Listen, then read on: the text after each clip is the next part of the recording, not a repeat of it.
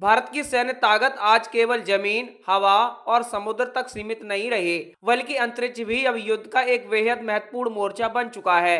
आधुनिक समय में युद्ध की रणनीति पूरी तरह तकनीक और सैटेलाइट आधारित हो गई है, जहां हर मिसाइल, हर ड्रोन, हर फाइटर विमान और यहां तक कि जमीन पर चल रहा सैनिक भी अंतरिक्ष में मौजूद सैटेलाइट सिस्टम से जुड़ा होता है। ऐसे में अगर सैटेलाइट सिस्टम अचानक काम करना बंद कर दे या उसमें गंभीर तकनीकी खराबी आ जाए, तो यह किसी भी देश की रक्षा व्यवस्था के लिए बहुत बड़ा खतरा बन सकता है। हाल ही में भारत के स्वदेशी नेविगेशन सिस्टम नाविक यानी भारतीय क्षेत्रीय नेविगेशन उपग्रह प्रणाली में आई गड़बड़ी ने इसी खबर को उजागर कर दिया है और यह सवाल खड़ा कर दिया है कि अगर अपना सिस्टम ही कमजोर पड़ जाए तो क्या भारत विदेशी सिस्टम पर भरोसा कर सकता है। नाविक, जिसे भारतीय अंतरिक्ष अनुसंधान संगठन यानी डीआरडीओ ने विकसित किया है, भारत का अपना जीपीएस जैसा नेविगेशन सिस्टम है। इसका उद्देश्य साफ था, भारत को अमेरिका के जीपीएस या अन्य देशों के नेविगेशन सिस्टम पर निर्भर रहने से मुक्त करना। यह प्रणाली भारत और उसके आसपास के लगभग 1500 किलोमीटर क्षेत्र में बेहद सटीक लोकेशन जानकारी प्रदान करती है। इसमें दो तरह की सेवाएं होती हैं, एक आम नागरिकों के लिए और दूसरी सेना के लिए सुरक्षित और एनक्रिप्टेड सेवा, जिसका उपयोग युद्ध और रक्षा अभियानों में किया जाता है। यही कारण है कि नाविक केवल एक नेविगेशन टूल नहीं है, बल्कि भारत की सामरिक ताकत का एक अहम हिस्सा है। लेकिन हालिया घटनाक्रम में इस सिस्टम को बड़ा झटका लगा है।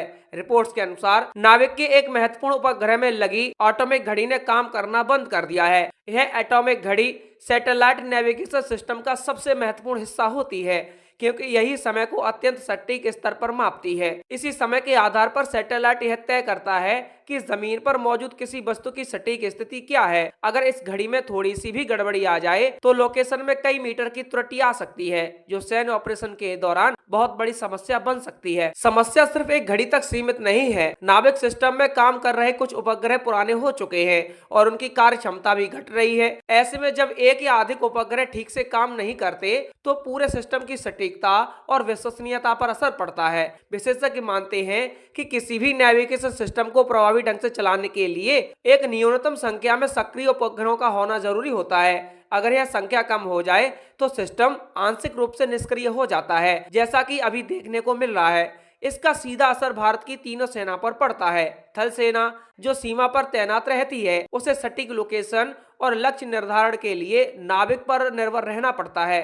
अगर लोकेशन में गड़बड़ी हो जाए तो तोपों और मिसाइलों का निशाना चूक सकता है। वायुसेना के लिए है और भी महत्वपूर्ण है, क्योंकि आधुनिक फाइटर विमान और ड्रोन भी पूरी तरह सटीक नेविगेशन सिस्टम पर आधारित होते हैं। यदि यह सिस्टम कमजोर पड़ता है तो सटीक हमले करना मुश्किल हो जाता है। वहीं नौसेना, जो समुद्र के विशाल क्षेत्र में काम करती है, उसे जहाजों और पनडुब्बियों की स्थिति निर्धारित करने के लिए सैटेलाइट नेविगेशन की आवश्यकता होती है। ऐसे में नाविक में आई गड़बड़ी तीनों सेना की क्षमता को सीधे प्रभावित कर सकती है। अब सबसे बड़ा सवाल यह उठता है कि अगर भारत का अपना सिस्टम कमजोर हो जाए तो क्या विदेशी सिस्टम का सहारा लिया जा सकता है। दुनिया में कई बड़े नेविगेशन सिस्टम मौजूद हैं। अमेरिका का जीपीएस, रूस का ग्लोनास, यूरोप का गैलीलियो और चीन का वेइडो।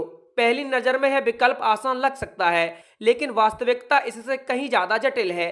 किसी भी देश का नेविगेशन सिस्टम उसके राष्ट्रीय हितों के अनुसार काम करता है। युद्ध या तनाव की स्थिति में वह देश अपनी सेवाओं को सीमित कर सकता है या पूरी तरह बंद भी कर सकता है। इतिहास में इसका उदाहरण भी मिल चुका है। कारगिल युद्ध के दौरान अमेरिका ने भारत को जीपीएस डेटा देने से इनकार कर दिया था। उस समय भारत को काफी मुश्किलों का सामना करना पड़ा, क्योंकि सटीक लोकेशन डेटा उपलब्ध नहीं था। यही घटना नाविक सिस्टम के विकास की सबसे बड़ी प्रेरणा बनी थी। इससे यह साफ हो गया था कि किसी भी देश के लिए रक्षा के क्षेत्र में आत्मनिर्भरता कितनी जरूरी है। विदेशी सिस्टम पर निर्भरता के कई खतरे हैं। सबसे बड़ा खतरा यह है कि डेटा का नियंत्रण दूसरे देश के पास होता है। वह जब चाहे उस डेटा को सीमित कर सकता है या उसमें बदलाव कर सकता है। इसके अलावा सैन्य उपयोग के लिए मिलने वाला डेटा अक्सर सीमित और कम सटीक होता है। साइबर हमलों और डेटा से छेड़छाड़ की भी संभावना बनी रहती है। ऐसे में पूरी तरह से विदेशी सिस्टम पर निर्भर रहना राष्ट्रीय सुरक्षा के लिए जोखिम भरा हो सकता है। हालांकि इसका मतलब यह नहीं है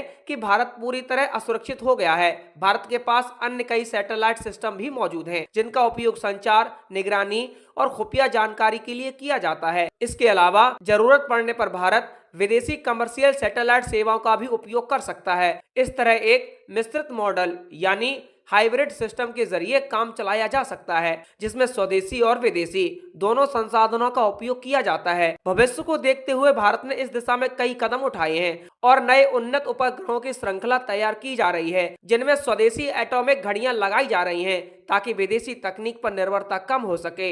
इन उपग्रहों की उम्र भी ज्यादा होगी और वे अधिक सटीकता प्रदान करेंगे। इसके अलावा भारत एक मजबूत सैन्य सैटेलाइट नेटवर्क तैयार करने की दिशा में भी तेजी से काम कर रहा है, जिससे अंतरिक्ष में उसकी मौजूदगी और क्षमता दोनों मजबूत हों। लंबी अवधि में भारत का लक्ष्य एक ऐसा नेविगेशन सिस्टम विकसित करना है जो न केवल क्षेत्रीय बल्कि वैश्विक स्तर पर काम कर सके।